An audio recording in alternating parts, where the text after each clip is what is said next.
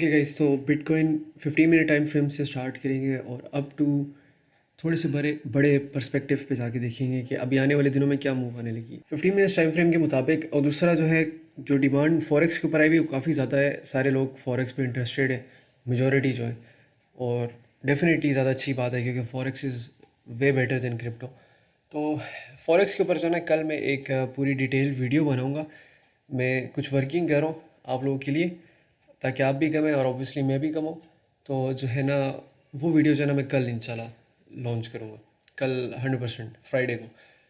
बाकी बिटकॉइन की मूव देखते हैं, बिटकॉइन क्या कर रहा है यहाँ पर। छोटे टाइम फ्रेम से लेके बड़े टाइम फ्रेम तक जाएंगे ताकि सारा आइडिया हमें हो जाए। जो 15 मिनट्स टाइम फ्रेम है, आपको पता है कि हमारे पास अभी CPI और PPI डाटा रिलीज़ हुए हैं, ठीक है। तो उनकी वजह से हमारे पास काफ़ी ज़्यादा ये मार्केट में फ्लक्चुएशन देखने को मिली थी, sudden pump and sudden dumps देखने को मिले थे, ठीक है। लेकिन हमने सिर्फ चार्ट्स को देखना है, हमारे लिए न्यूज़ इतनी ज़्यादा इंपॉर्टेंट नहीं है। So let's start. अब पहले तो हम इस चीज़ को आप देख लें और से अभी इसको मैं आगे डिस्कस करूँगा, ठीक है, कि मार्केट इस रीजन तक क्यों गई है, ठीक है, इन रीजन्स में क्यों नहीं रही।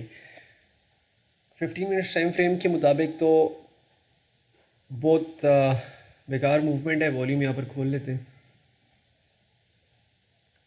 वॉल्यूम हमारे पास बिल्कुल साइडवेज वॉल्यूम है। मोस्ट लाइकली मार्केट ये चीज़ करती रहेगी, एक आते हुए ऊपर मार देगी, ठीक है, और शायद यहाँ तक आए मे बी, एंड उसके बाद फिर पंप ले जाए, ठीक है। ओवरऑल सिनेरियोज के मुताबिक ओवरऑल मार्केट बुलिश है, ठीक है। अगर मैं 2 और टाइम फ्रेम पे जाता हूँ तो 2 और टाइम फ्रेम में हमारे पास 2 और 1 और टाइम फ्रेम दोनों में हमारे पास डायमंड पैटर्न बना हुआ है, ठीक है। What is diamond pattern? Diamond pattern आप लोगों को थोड़ा सा खुद पता होना चाहिए क्या है, ठीक है। बेसिकली ये एक इस शेप का पैटर्न होता है, ठीक है, जो कि आमतौर पे उधर फटता है जिधर मार्केट का ट्रेंड होता है।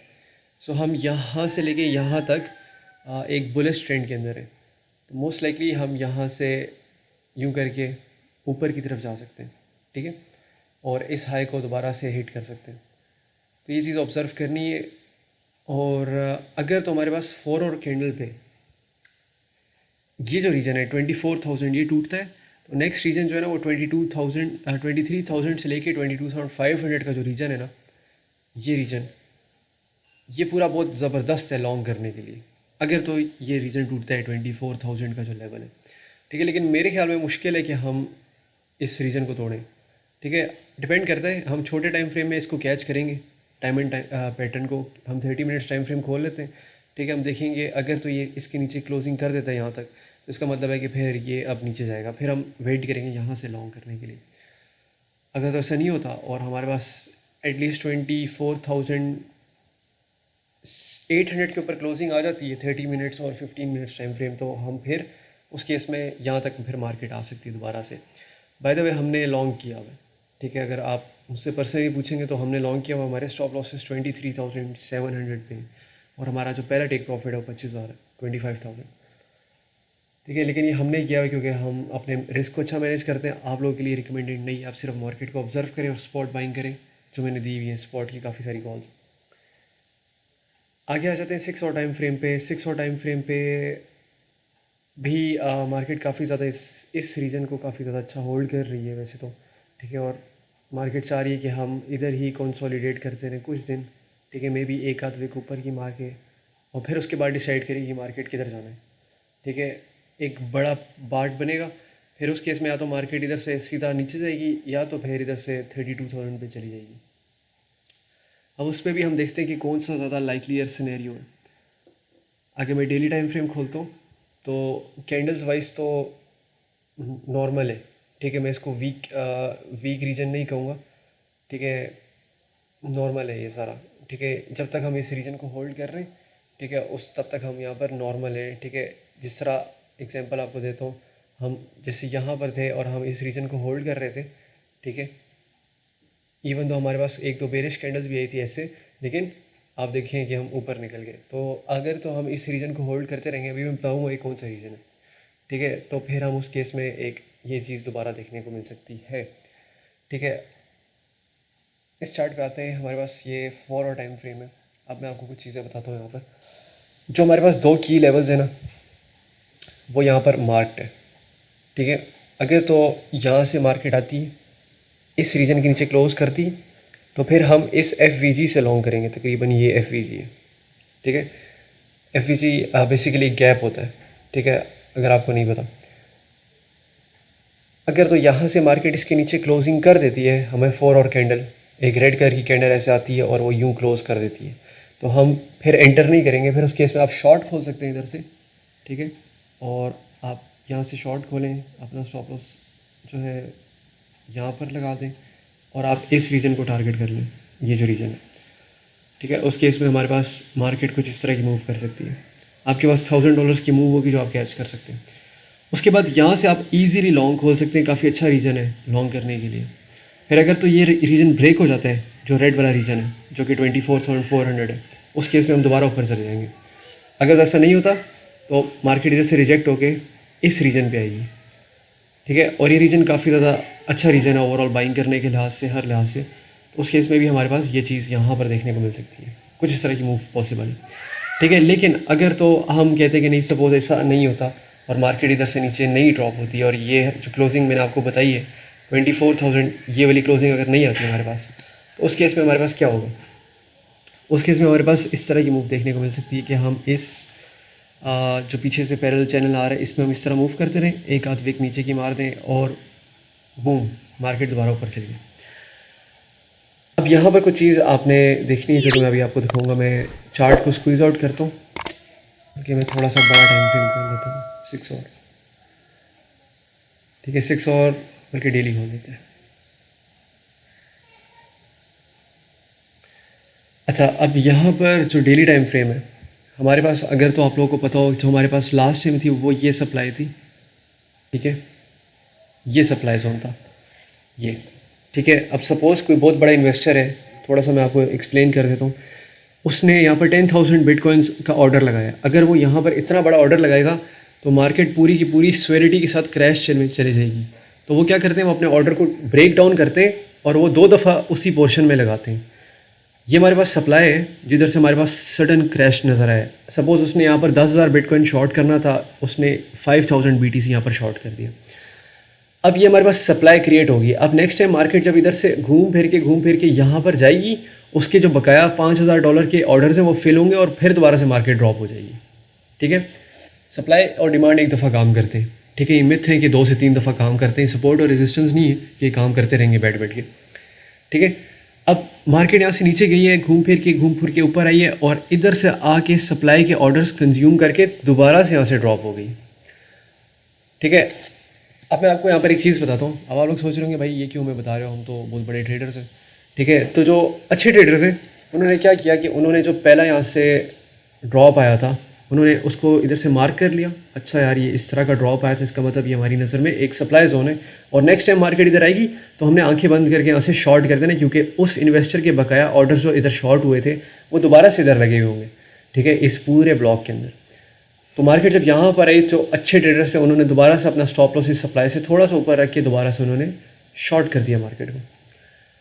अब मार्केट ने जो थर्ड दफ़ा यहाँ से मार्केट बाउंस लेकर ऊपर गई है यूं, ठीक है। अब जो आम बंदा था जिसको सप्लाई और डिमांड की समझ में नहीं थी, उसने क्या किया, उसने कहा कि यार मैं यहाँ से दोबारा से शॉर्ट कर देता हूँ, ठीक है, मैं अपना स्टॉप लॉस ये रख देता हूँ दोबारा से इसके ऊपर और इसके ऊपर, क्योंकि ये पिछली जो है ना सप्लाई है, तो ये वो इस तरह की बातें सोच के उन्होंने दोबारा से थिंक करके यहाँ से कि हम शॉर्ट खोल देते हैं। मार्केट इधर से ऊपर आती है और इस दफ़ा वो बजाय इधर से रिजेक्ट होने के इधर की विक मारती है स्ट्रेट में। वो क्यों विक मारी है? क्योंकि सप्लाई ऑलरेडी ख़त्म हो चुकी है। सप्लाई मैंने बताया एक दफ़ा चलती है, सिर्फ एक दफ़ा ऑर्डर्स यहाँ पर लगते हैं, ठीक है, हाफ ऑर्डर्स रह जाते हैं, दूसरी दफ़ा आके वो ऑर्डर्स भी कंज्यूम हो जाते हैं। जो थर्ड टाइम होता है वो सप्लाई फिर नहीं रहती, वो एक रेजिस्टेंस बन जाती है और रेजिस्टेंस इतनी एक्यूरेट नहीं होती जितने सप्लाई और डिमांड होते हैं। अब मार्केट इधर से ऊपर आई है, उनके ऑर्डर्स चॉप कर दिए और उनके स्टॉप लॉसेस हंट कर दिए। अब इस केस में वो पैनिक हो गए। अब वो बैठ के सुकून से बैठ के, जो रिटेलर्स हैं वो बैठ के सोच रहे कि भाई अब हम इस जोन पे क्या करें, हम यहाँ से लॉन्ग करें, हम यहाँ से शॉर्ट करें, क्या करें। जिस तरह कि मैंने आपको बताया कि हमने ऑब्ज़र्व करना है सिर्फ बैठ के कि हमारे पास ये लेवल जब तक होल्ड है, अप्रॉक्सीमेटली ये रीजन, ये जब तक हमारे पास होल्ड है ना, हम एक्सपेक्ट कर सकते हैं कि मार्केट यहाँ से ऊपर दोबारा से जाएगी, ठीक है। क्योंकि अगर हम थोड़ा सा दिमाग से भी सोचें, इतने तो आपको भी आदत होगी चार्ट्स देख देख के। तो देखिए आपको कुछ इस तरह की मूव लग रही क्या? सेंस नहीं बन रही ना। अगर अगर मैं बोलूँ कि इस तरह की मूव लग रही ये चीज़, तो फिर थोड़ी सी बहुत सेंस बन रही है कि हमें ये चीज़ मिलके फिर उसके बाद ड्रॉप देखने को मिल जाए। आई थिंक ये काफ़ी ज़्यादा पॉसिबल है। लेकिन इन केस अगर ये नहीं हुआ और हमारी ये वाली प्रिडिक्शन फेल हो जाती है, उस केस में हमारे पास यहाँ पर एक डबल टॉप आप कह लें, ठीक है, और फिर ये चीज़ आ सकती है दोबारा से, ठीक है। उस केस में मैंने बताया कि आपने कौन से एरियाज़ को ऑब्ज़र्व करना है, ठीक है, नेक्स्ट बाइंग के लिए। एक ये रीज़न है हमारे पास, एक रीज़न हमारे पास ये वाला है, अप्रोक्सीमेटली ये वाला। ये 3 रीजंस हैं जिससे आपने बाइंग करनी है, ठीक है। इससे ज़्यादा मैं इसे सिंप्लीफाई नहीं कर सकता। पहला रीज़न यहाँ से बाउंस के लिए ये है, अगर इसके नीचे हमारे पास क्लोजिंग आ जाती है तो हमारे पास जो नेक्स्ट रीज़न है वो फिर ये है।